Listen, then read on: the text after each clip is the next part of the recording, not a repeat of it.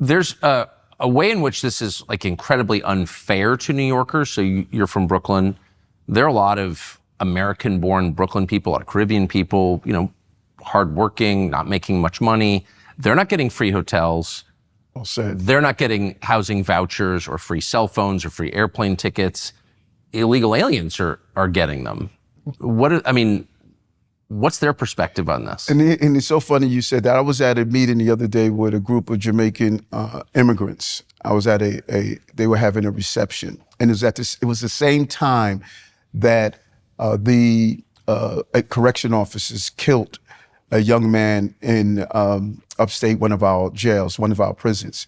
The correction union came out immediately and said, they're not one of us. Those correction officers don't represent us. And I said that to the Jamaican immigrants who were in the room. And I shared with them, you come here to pursue the American dream. Many of you stay with your family members, you leave loved ones at home, you fight hard, you're willing to do whatever job that's possible. I need you to stand up and say, those who are committing crimes, those who are part of gangs and being violent, they're not one of you.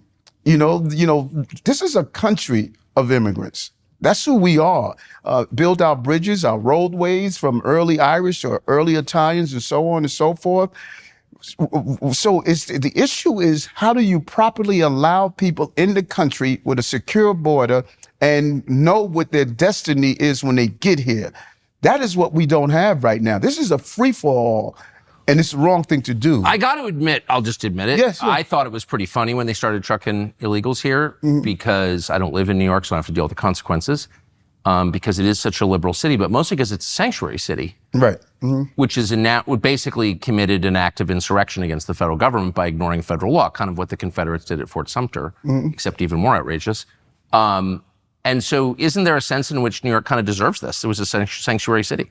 And many people don't really get the sanctuary city part. Yeah, like me.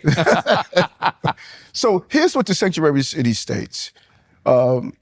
John, who is from a country, is in New York. He goes into the store, he buys a loaf of bread. He's paying taxes on that. Right. He buys gas, he's paying taxes. Sanctuary city says that as long as you're here, you have a right to get the services your tax dollars are paying for.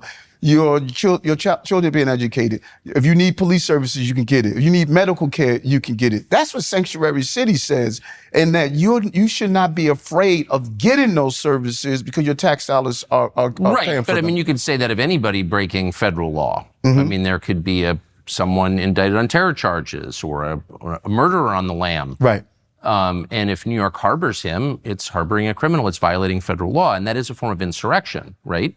You're saying we're not following the laws of the United States of America. So, why shouldn't Washington send troops here, immediately and make you obey, as Eisenhower did to Central High School in Little Rock in the 50s when they ignored Brown versus Board? You can't be out of compliance with federal law without getting the 101st Airborne, don't you think? Well, my conversation with Tom, who's coming in as our border czars. Yeah. One place he and I totally agree on. Those who violate their rights to come here by committing crimes, they need to leave our country after they serve their time. We're on the same page with that.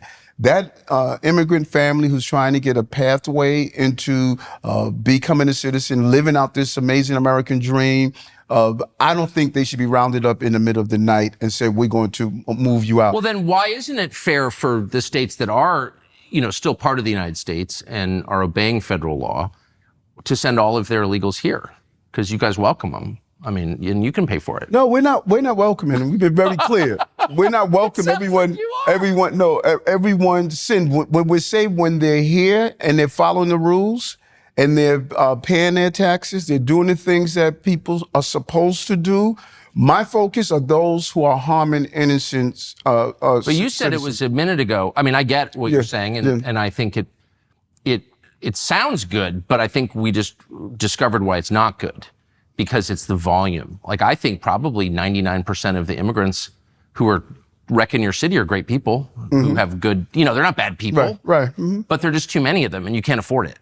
And, right? And so, how do you address that? That's what I'm saying. Maybe not be a sanctuary city. Maybe to say we're going to follow federal law like everybody else. When we first did a deal with Black Rifle Coffee, Evan, the CEO, sent us like a case of coffee beans. And honestly, I have not had any coffee since then in the past 8 months. It's not made by Black Rifle. We are obsessed. And it's not just coffee. They've got high-performance energy drinks, tons of merch that's very cool. It is the best, and we can say that as daily obsessive users of the product. Black Rifle Coffee is awesome. And by the way, Black Rifle itself is awesome. The company is filled with Special Forces veterans working there, bringing you the best products on the market.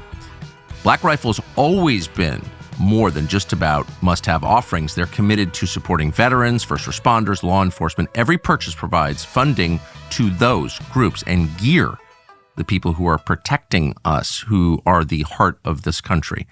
From premium coffee roasts, ready-to-drink cans, to American gear, every item designed to give you a sense of this country. Black Rifle Coffee, blackriflecoffee.com. Use the code Tucker for 30% off on your first order, or simply grab one of their items off your grocery shelves in your town.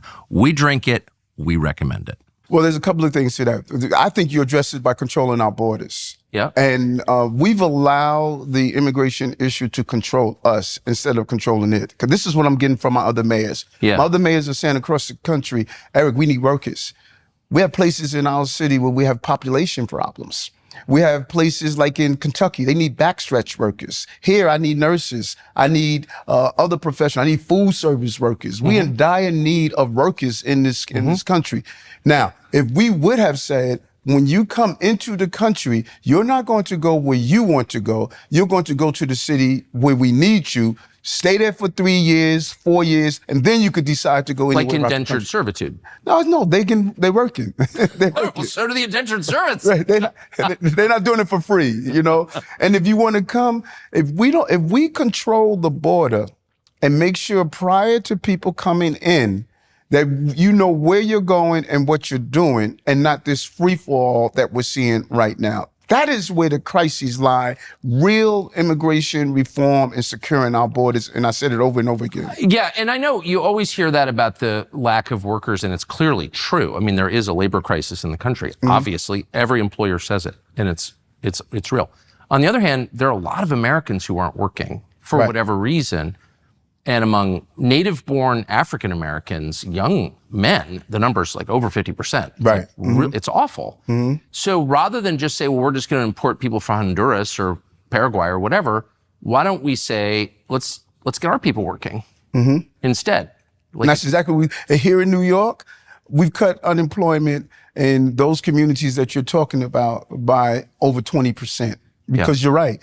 We need to make sure while we're filling those jobs, we need to make sure that we're looking after those who are in this country for whatever reason have barriers to employment. We have been removing those barriers to unemployment, and it's still not filling the demand that we have in need of workers. Not only here in New York, you go across the country in those cities where you have a population problem, we need workers. Well, because the more immigration you have, the smaller the percentage of Americans who work. I mean, that's true in every country with mass immigration. The native population stops working when you flood the country with foreigners. And I don't know why that's not obvious to everybody, but it is true. And it's particularly true for African Americans. And I just think it's weird that nobody seems to notice or care.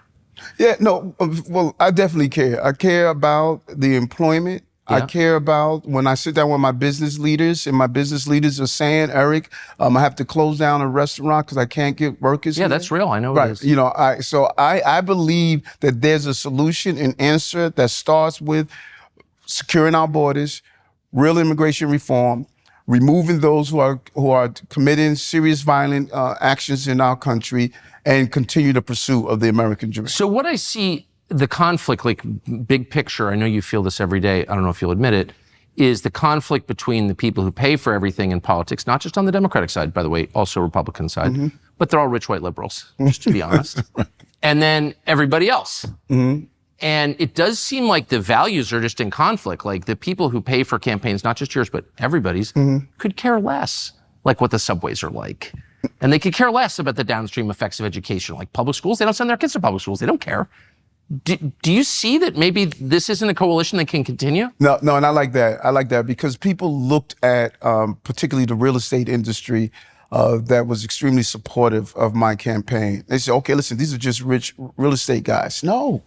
When I walked in the room and I explained to them that if we don't fix our school system, the first thing someone will do when they go to buy property, they ask two questions. How good are the schools? How safe is the community? Yeah. I ran on better schools, safe communities. And so, yes, maybe that affluent real estate owner is not sending his child to public school, but no one wants to bring their company here if you have bad schools and unsafe communities. And so there is this symbiotic relationship, even if they're not directly connected to it. They need safe streets, good schools in order to bring in those employees, those workers, those renters, those buyers. And that is what I stood for. Thanks for watching our YouTube channel. We hope you'll subscribe to it. And by the way, you can hit the little bell on there and get notifications every time we produce a video. We hope you'll do that also.